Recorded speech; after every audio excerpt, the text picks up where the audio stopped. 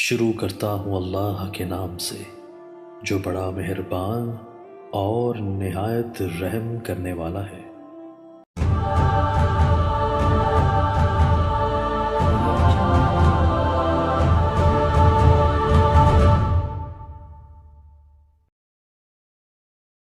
ہمارے جو مارکیٹ ہے اس کے قریب جو مسجد ہے وہ بدعتی امام ہے، اس کے پیچھے نماز نہیں ہوتی، دور جا کے پڑھا کریں یا اپنی جماعت خود کریں۔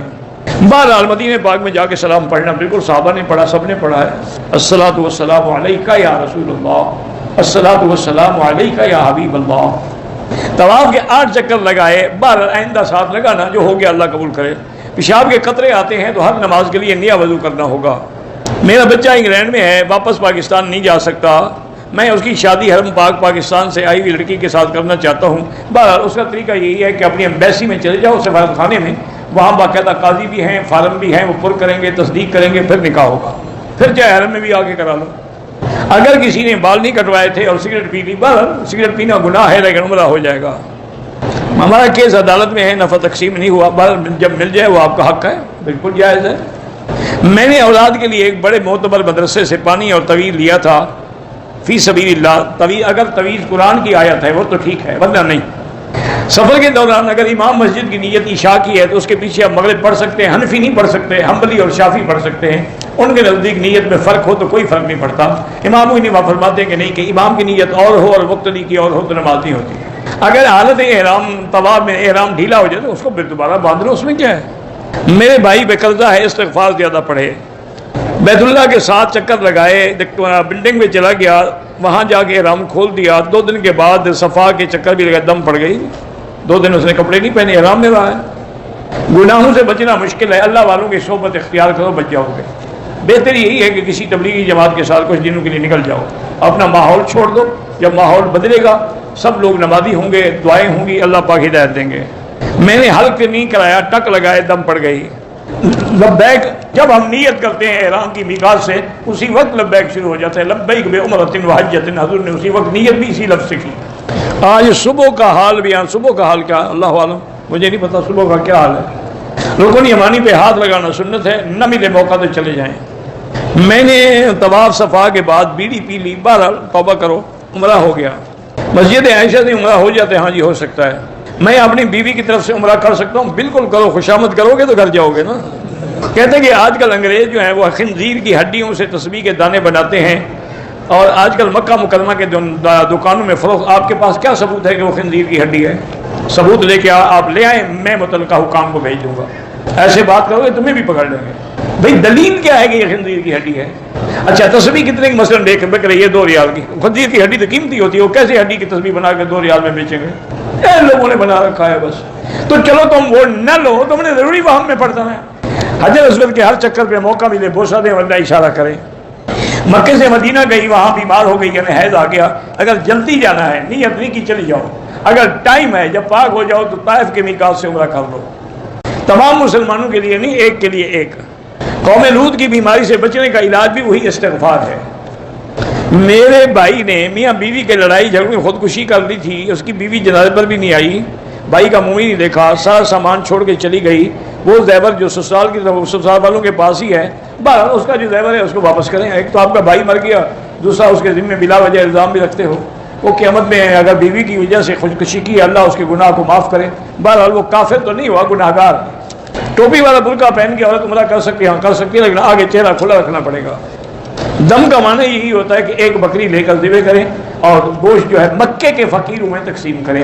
میرا بھائی مسجد قباء میں جو حدیث مبارک ہے وہ یہی ہے کہ اگر کوئی آدمی باقاعدہ غسل کر کے تیار ہو کے مسجد سے مدینہ منورہ کی مسجد نبوی سے یا اپنے گھر سے جائے قباء، پیدل جائے یا سواری پہ جائے، افضل یہ ہے کہ پیدل جائے، اور وہاں جا کے 2 رکعت نماز پڑھے، وہ تحیۃ المسجد ہو چاہے نفل ہو، اس کو ایک عمرہ مقبول کا ثواب ملتا ہے۔ یعنی اللہ نے مدینے والوں کے لیے بھی عمرے کا انتظام کر دیا کہ تم محروم نہ رہو عمرے سے۔ اب باقی یہ ہے کہ ایک آدمی دن میں 2 دفعہ جائے، 4 جتنے دفعہ جائے، اللہ کے ہاں کوئی ثواب کی کمی ہے، اللہ اتنا اس کو اچھا۔ اور اس سے اور زیادہ آسان ایک مسئلہ میں عرض کر دوں جو صحیح حدیث میں ہے کہ مرد ہے یا عورت ہے، فجر کی نماز پڑھنے کے بعد مسجد میں، یہ ضروری نہیں کہ اسی جگہ، اگر اسی جگہ بیٹھ رہے ہیں تو اچھی بات ہے، لیکن جیسے آدمی طواف کے لیے اٹھتا ہے، درس کے لیے اٹھتا ہے، دنیا کی کوئی بات نہ کریں، وہاں بیٹھے رہیں، قرآن پڑھیں، ذکر کریں یا خاموش بیٹھے رہیں۔ جب سورج نکلنے کے بعد کی رمحن ایک ندے کے برابر اوپر چلا جائے، یوں سمجھ رہے ہیں کہ یہاں گھڑیوں میں جو لکھا ہوتا ہے نا شروع کی 6:33 پہ، یہ سورج نکلنے کا وقت ہے۔ اس وقت تو نماز پڑھنا حرام ہے، اس سے کم از کم 15 منٹ ورنہ زیادہ سے زیادہ 20 منٹ کے بعد وقت ہوگا۔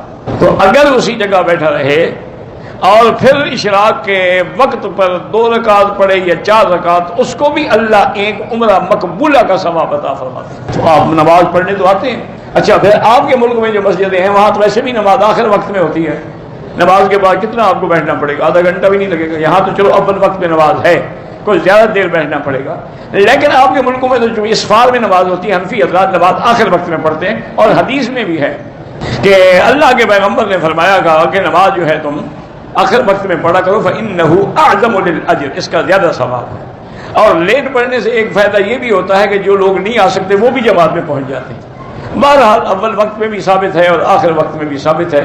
حنابلہ کے نزدیک اول وقت میں افضل ہے جیسے یہاں پڑھی جاتی ہے، اور حنفیوں کے نزدیک آخر وقت میں افضل ہے، تو انشاءاللہ اس سے بھی عمرے کا ثواب پورا مل جاتا ہے۔